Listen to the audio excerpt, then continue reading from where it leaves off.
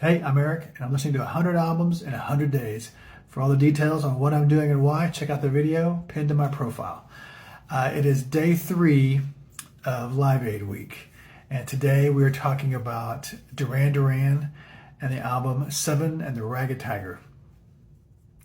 So, Live Aid, this is a little sidebar. Live Aid was one of the first, if not the first, event I ever recorded on a VCR. That summer of '85, my dad moved us to this little nowhere town in the panhandle of Texas, and I think to make it up for us, he splurged on a VCR for us, and so we owned a VCR. And the first thing I recorded was 8+ hours of Live Aid.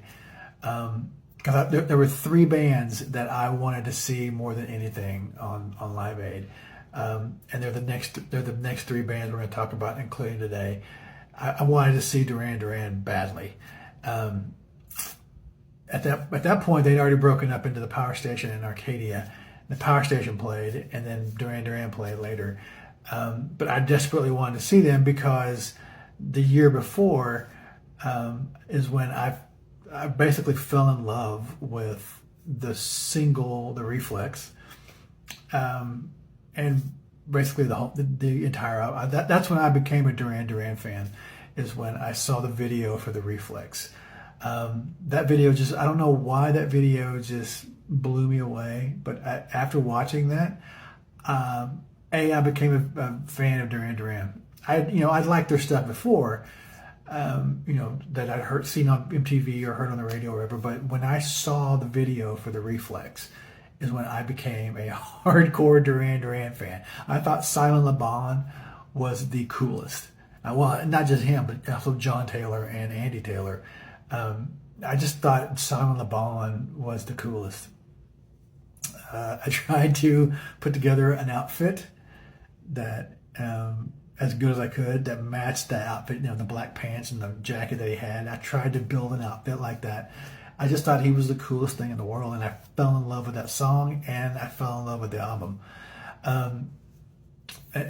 The other funny thing about that album is, so let's fast forward to, let's stay in the summer of '84. My family and I go on vacation to visit some old family friends in Mississippi. I think I've mentioned in other videos that I grew up in a really conservative Christian household, and my parents were desperately trying to keep me away from rock music as much as they could. And I was living on bootleg albums and listening to the radio and sneaking MTV or video shows whenever I could. But at that point, I had never bought music, like rock music of any kind. Everything I had was copied, secondhand, whatever. So that summer that we're in Mississippi on family vacation, the friends that we met, their kids were older than I was, and so they were into music, and they were listening to 2 albums that summer that just got inside of me. One of them was Seven and the Ragged Tiger, and one of them was Midnight Madness from Night Ranger. So during that trip, we go to a bigger town and we go to the mall on a day trip. And while we're at the mall, I just got drunk on boldness or whatever, just rock music or whatever, and went to the record store in the mall, and I bought the cassettes for Seven and the Ragged Tiger and Midnight Madness.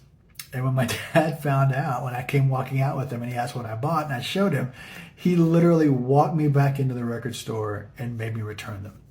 And I still can see the guy behind the counter's face, and just can hear him say, "Didn't you just buy these?" I was so humiliated because people were standing around watching, and that just happened. So, that's just a funny sidebar. Both of those are funny sidebars. I love this album. Now, it's not my favorite album, and it's not their best album by far. Seven and the Ragged Tiger is not their best album, song-wise. Rio, I think a lot of people will agree with me. Rio is their best album overall, song-wise. success-wise, Seven and the Ragged Tiger is their best album. It had their first, like the first two singles, New Moon on Monday, which the video for that is ridiculously good. Union and the Snake, both of those were top 10 songs. And then they released the Reflex. It went to #1. That was their first #1 song. This album is when they become heartthrobs. This album propelled them into that heartthrob stratosphere, arena, whatever you want to call it. It's still a really good album. I love the album. I listen to it. I actually have a playlist that replaces. So the original version of the Reflex on the album is not what you see or hear on the video, or what you hear now on the radio, or on satellite or whatever. The original version, I'm not a huge fan of, so I built a playlist to replace that with the single version. I listen to this playlist probably every other week, every couple of weeks. That's how much I like this album, just because it's nostalgic for me. A, and then B, I just like a lot of songs on here. Aside from the singles that they released, I love Cracks in the Pavement. I love Of Crime and Passion. Of Crime and Passion should have been a single. That song, I think, in my opinion, is better than any of the three that they released. And that I think it's a travesty that song did not get released as a single. I just love I love the album outside of all the singles that they released. It's got a instrumental called Tiger Tiger.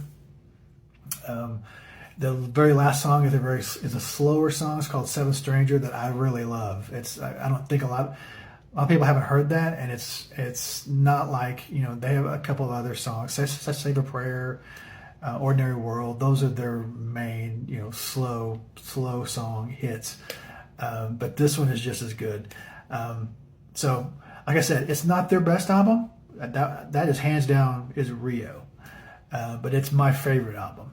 So, if you're a Duran Duran fan, I'm gonna venture a guess that you're gonna agree that Rio is their best album. But if you don't agree with that, let me know what you think, and let me know what you think of Seven and the Ragged Tiger. This is what, like I said, propelled them into heartthrob arena. But I think this was also the last album that was the original Fab Five that played together on the previous albums. So if you've never listened to it, if all you've heard of the singles, let me give it a listen. It's a really great listen. And let me know what you think. One more sidebar about the band and about the Reflex. That video made me want to see Duran Duran live, and they just never came to Oklahoma back in the 80s. And they came a couple of times subsequently, like in 2000s and on, but I just never had a chance to see them. I finally got a chance to see them last summer on what ended up being the de facto first night of their tour last year in Chicago at the United Center, and it was everything I had ever hoped for. They were tremendous live. It was just the greatest show that I think I've ever seen. But that was all because I wanted to see them so badly, all because of the Reflex video. So go check that out too. Go check out the video for the Reflex if you've never seen it, and let me know what you think of that as well. But also, if you listen to the album, let me know what you think. Let me know which songs you like, which songs you don't like.